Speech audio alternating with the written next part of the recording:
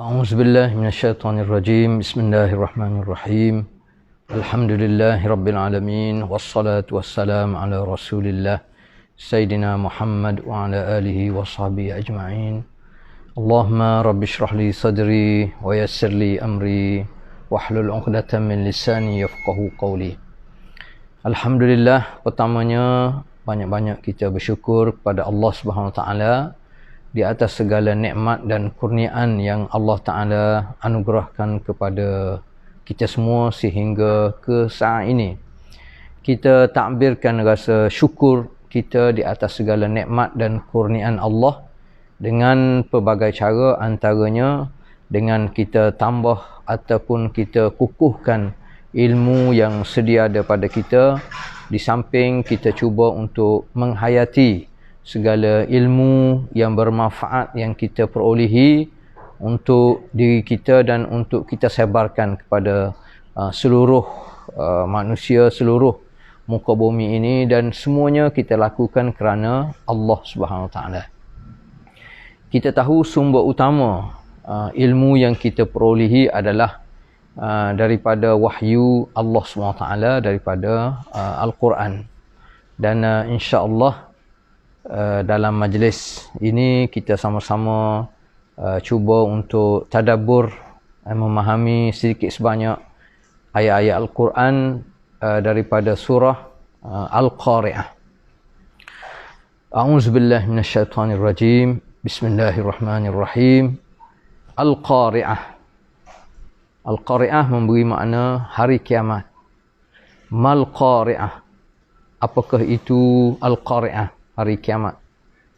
Wa ma adraka mal qari'ah, dan tahukah engkau apakah hari kiamat itu?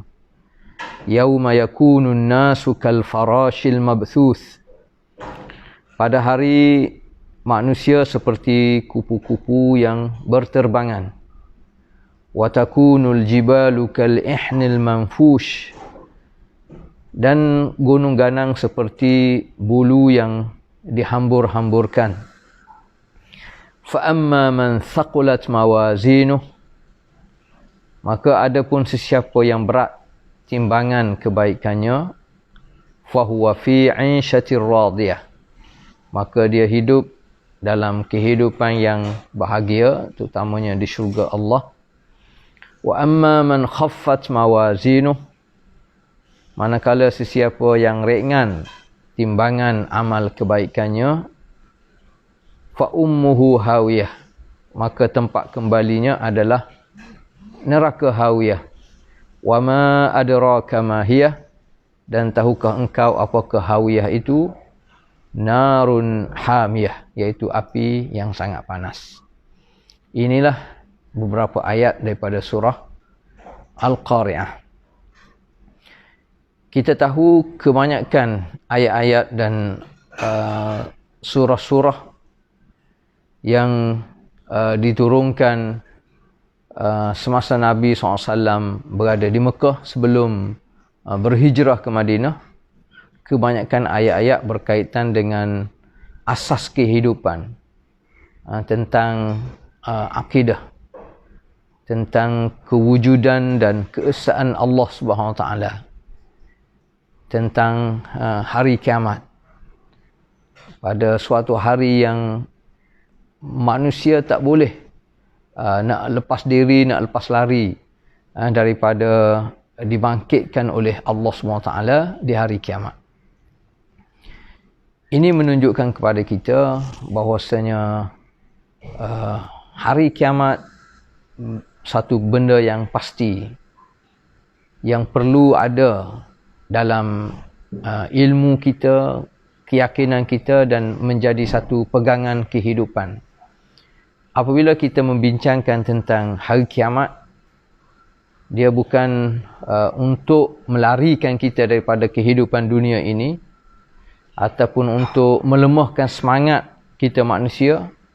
Bahkan sebaliknya, kita perlu yakin apabila kita berbicara tentang hari kiamat, maka sepatutnya dia memberi motivasi yang tinggi kepada kita semasa kita hidup atas dunia ini, untuk kita sentiasa fikir bahawasanya kehidupan kita yang kekal abadi adalah di hari kiamat, di hari akhirat kelak. Dan sepatutnya ia menjadi rangsangan dan motivasi tinggi kepada kita untuk kita sentiasa taat dan patuh kepada perintah Allah SWT dalam setiap gerak-geri dan aktiviti harian kita. Baiklah, ayat ini dimulakan dengan sebutan Al-Qari'ah. Dan kita tengok Allah Ta'ala sebut 3 kali kalimah Al-Qari'ah. Ya, dalam bahasa Arab, Al-Qari'ah dia memberi makna suatu suara yang begitu kuat yang lahir daripada hasil tercetusnya dua pertembungan, dua benda yang kerah. Contohnya kita kata kalau batu yang besar bertembung dengan batu yang besar, maka itu disebut Al-Qari'ah kerana dia melahirkan suatu suara yang kuat, yang dahsyat, yang menggerunkan. Dan tapi tentunya bukan itu yang dimaksudkan oleh Allah Ta'ala melalui ayat ini. Apabila 3 kali ulang, maknanya Allah Ta'ala nak supaya kita fikir apa maksud sebenar yang Allah Ta'ala nak cerita daripada penggunaan kalimah Al-Qari'ah ini. Sehingga Allah Ta'ala ulang 3 kali. Al-Qari'ah, Mal-Qari'ah, apakah itu Al-Qari'ah? Wa ma adraka mal qari'ah. Tahukah kamu apakah Al-Qari'ah itu ataupun hari kiamat? Sebahagian ulama sebut apabila Allah Taala sebut wa ma adraka, mana kamu tahu ke tidak? Sebenarnya kamu tidak tahu. Tapi Allah Taala akan cerita, dan selepas Allah Taala cerita, kita semua manusia akan tahu. Jadi Allah Taala sebut yauma yakunun nas kal farashil mabthuth. Mana Al-Qari'ah ni dia berkait dengan suasana kehidupan hari kiamat. Itu sebenarnya yang Allah Ta'ala nak cerita. 3 kali Allah Ta'ala ulang tentang kalimah Al-Qari'ah ni supaya kita fokus. Kita beri perhatian selepas pada tu apa yang Allah Ta'ala nak cerita. Jadi apabila Allah Ta'ala sebut Al-Qari'ah ni dia berkait rapat dengan gambaran suasana pada hari kiamat. Pada hari kiamat ni, hari yang mengerikan, hari yang begitu dahsyat, hari yang tak ada manusia sanggup nak tanggung. Kecuali apabila manusia itu mendapat kesian belah rahmat daripada Allah SWT. Antaranya Allah Ta'ala beri gambaran hari kiamat ni macamlah manusia tu kal farashil mabthuth, seperti kupu-kupu yang berterbangan. Jadi gambaran ni nak menggambarkan kepada kita kehidupan manusia atas dunia ni walaupun dipenuhi dengan pelbagai nikmat, perkara yang mempesonakan sehingga manusia jadi galik, sehingga manusia jadi alpa, jadi lalai, sanggup melakukan apa saja perkara mungkar, perkara maksiat, lupa kepada pahala dan dosa. Tapi sebenarnya sampai satu masa manusia ni seolah tidak ada nilai, tidak ada kekuatan. Sama ada kekuatan kuasa yang ada pada dia, harta benda dan pengaruh yang ada pada dia, pada satu tahap semua manusia jadi macam kupu-kupu yang keluar daripada sarang dia berterbang. Kupu-kupu itu sendiri gambaran satu binatang yang begitu lemah. Dan apabila dia keluar daripada sarang dia, seolah keluar dalam keadaan bertaburan. Maknanya tak ada kekuatan. Jadi gambarannya pada hari kiamat ni, manusia dibangkitkan semula, dikeluarkan daripada perut bumi ni dalam keadaan bingung, dalam keadaan tidak tentu hala. Itu gambaran hari kiamat, supaya semua kita fikir, semua kita tadabbur. Wa takunul jibal kal ihnil manfush. Dan gambaran hari kiamat juga kadang-kadang Allah Ta'ala gambarkan macam gunung ganang. Gunung ganang ni seperti bulu yang dihambur-hamburkan. Kita atas dunia ni, kalau kita sebut gunung, kita sebut bukit, makna benda besar. Benda yang manusia tak mampu nak berdepan dengan gunung ganang. Di sudut fizikalnya, contohnya. Apabila sebut benda kuat, benda besar, benda yang tetap, biasanya kita sebut bukit, kita sebut gunung. sekuat bukit pun dia akan hancur. Sebagaimana dia beri contoh, macam kalau kita nak bersihkan kapet rumah kita, kita letak di tempat panas, kemudian kita pukul dia dengan kayu. Daripada situ akan keluar debu, akan keluar bulu-bulu kapet, akan keluar. Jadi itulah gambaran bukit gunung yang sebelum ni begitu kuat, tetapi bila berlaku hari kiamat, macamlah bulu-bulu ataupun debu-debu yang keluar daripada kapet yang kita bersihkan. Itulah gambaran dahsyatnya hari kiamat. Baik. Isi ataupun paksi utama daripada surah ni adalah ayat yang seterusnya, ayat yang kena. Fa amma man thaqulat mawazinuh. Ini sebenarnya yang Allah Ta'ala nak cerita. Hari kiamat ni kita kena yakin benda yang pasti berlaku. Dan benda yang pasti juga pada hari kiamat ialah semua kita ni akan ditimbang, akan dihakimi oleh Allah Subhanahu Wa Ta'ala. Kita atas dunia pun apabila sebut mahkamah, semua orang pakat gerung belaka, orang pakat takut belaka. Walaupun kalau kita yakin kita ni benar, kita berada di pihak yang betul. Kalau kita berada di pihak yang benar dan betul pun, perasaan kita manusia ni kita rasa takut apabila kita sebut mahkamah ataupun kita sebut polis contohnya. Tabiat kita manusia, walaupun kita bawa kereta cukup lekat dengan road tax-nya, dengan lesennya, tapi apabila sebut ada polis depan, kita perasaan kita takut. Begitu juga bila sebut mahkamah. Walaupun kita yakin kita benar, tapi tabiat kita Allah Ta'ala buat manusia ni ada perasaan takut.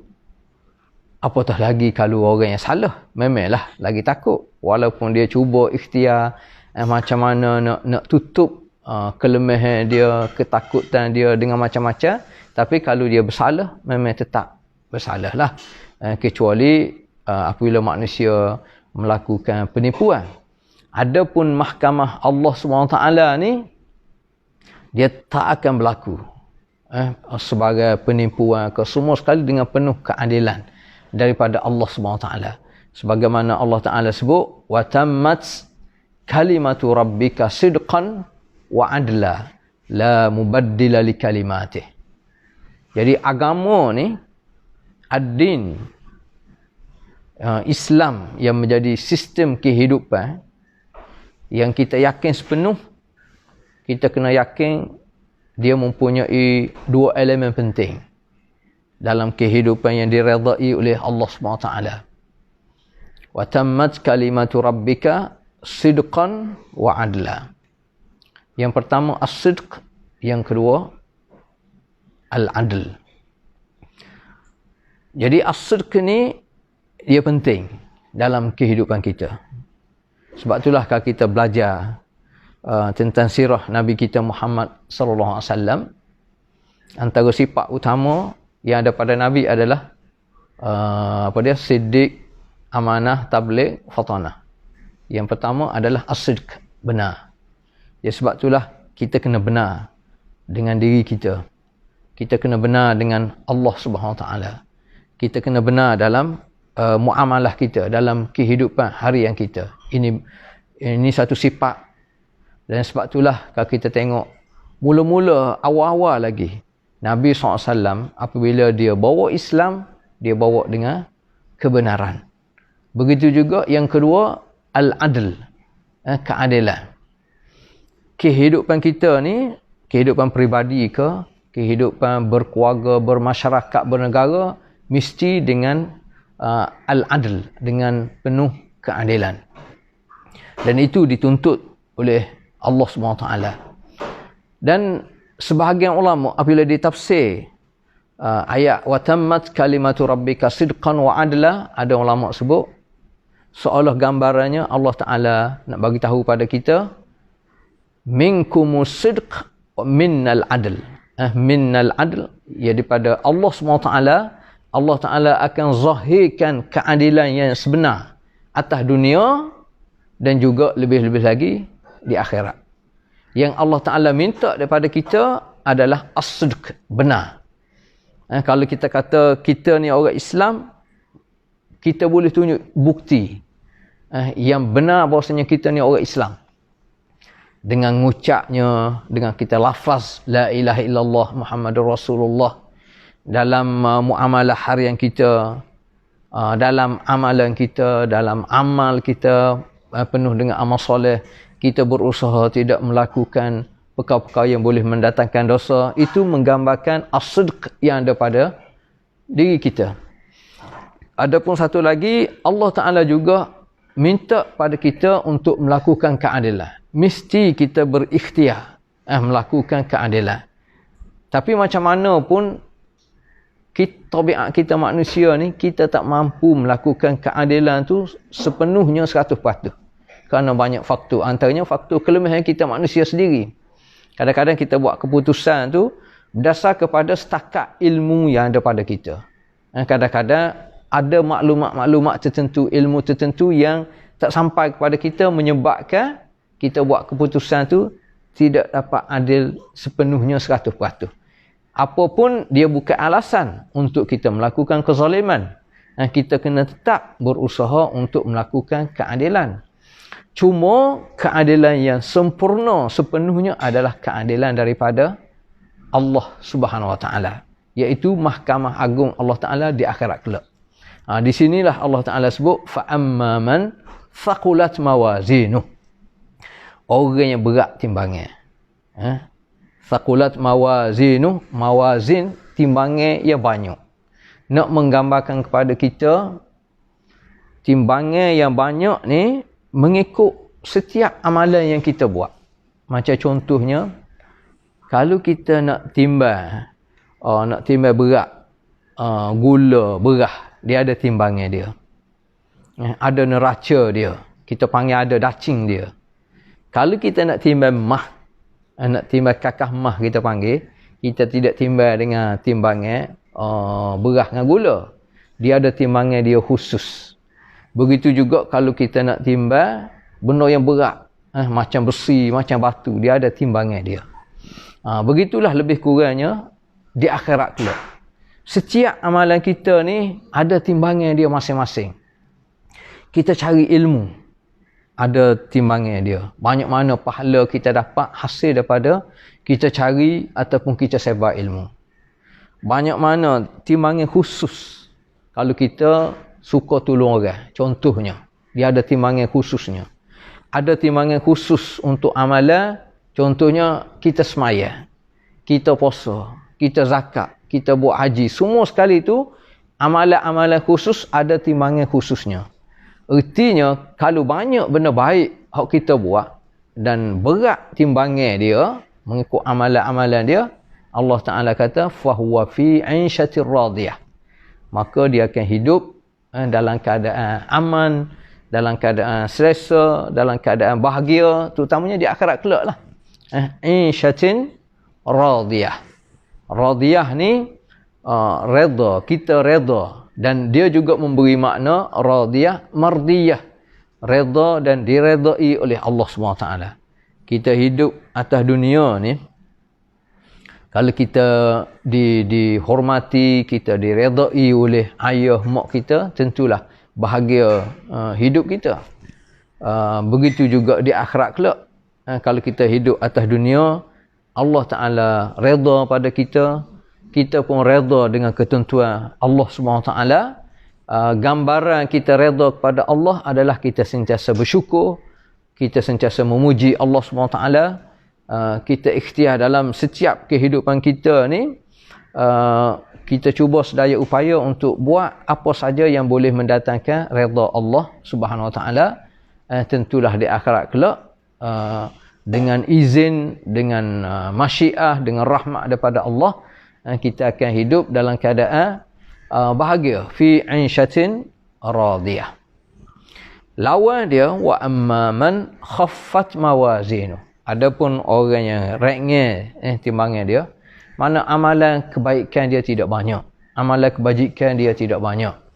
Dia buat amalan, dia tolong orang, tapi dia curi itu lebih banyak daripada dia tolong orang. Contohnya, dia semaya tapi banyak masa tak semaya. Contohnya, ada masa dia tutup aurat tapi banyak masa dia buka aurat. Contohnya, ada masa dia memberi keadilan tapi banyak masa dia menzalimi manusia. Contohnya, dia kecek benda-benda, dia sebar ilmu, tapi kalau kita perhati banyak sangat masa dia sebar benda-benda yang boleh menimbulkan fitnah, benda yang tidak tahu fakta asal usul.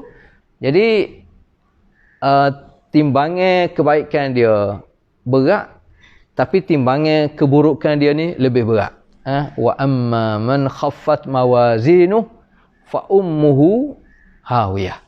Maka kesudahan dia, Allah Ta'ala kata, kesudahan dia ni Allah Ta'ala guna kalimah ni dari satu sudut dia memberi makna mak, ibu.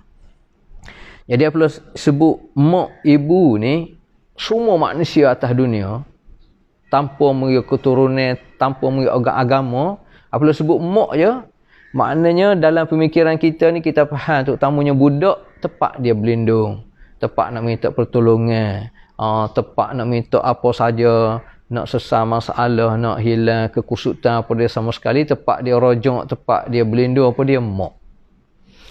Jadi di sini Allah Ta'ala guna mak di sini, fa ummuhu ni di sudut nak nganyi, nak sindir, nak hina. Macam ada ayat Quran dan surah Al-Kahfi ayat yang ke-29. Wa in yastaghithu yughathu bima'in kalmuhli. Wa in yastaghithu, penghuni neraka ni dengan sebab azab dia terlalu kuat, terlalu teruk, jadi panah, jadi dahaga, jadi dia nak minum air. Wa in yastaghithu, kalau dia nak minta tolong, nak menghilangkan dahaga, akan diberi, Allah Ta'ala akan bagi dalam neraka tu. Tapi yughathu bima'in, akan diberi dengan air kalmuhli. Air tu jenis air seperti besi yang mendidih, besi yang cair yang mendidih. Yughathu bima'in kalmuhli yashwil wujuh. Maknanya minum air tu akan hancur habis, muka, tubuh, apa semua sekali. Bi'sas syarab, seburuk-buruk minuman. Itu gambaran kita panggil sindiran, hinaan daripada Allah Subhanahu Taala di akhirat kelak. Begitu juga manusia yang rengeh timbangan dia, fa ummuhu hawiyah, maka tempat kembali dia, kesudahan dia adalah hawiyah, neraka hawiyah. Dan Allah Ta'ala tanya, wa ma adraka ma hiya, apakah dia mahiyah tu? Wa ma adraka ma hiya narun hamiyah. Hawiyah, mahiyah ni adalah neraka yang begitu panas. Maknanya Al-Qari'ah ni salah satu nama hari kiamat, gambaran manusia yang tidak banyak melakukan amalan kebaikan ni akan dihumban dalam api neraka, iaitu api neraka hawiyah, iaitu narun hamiyah, api yang sesangat panas. Jadi itulah gambaran serba ringkas yang kita boleh ambil manfaat tadabbur daripada ayat-ayat daripada surah Al-Qari'ah. Semoga kita semua sekali mendapat manfaat dan faedahnya. Wabillahi taufiq wal hidayah. Wassalamualaikum warahmatullahi taala wabarakatuh.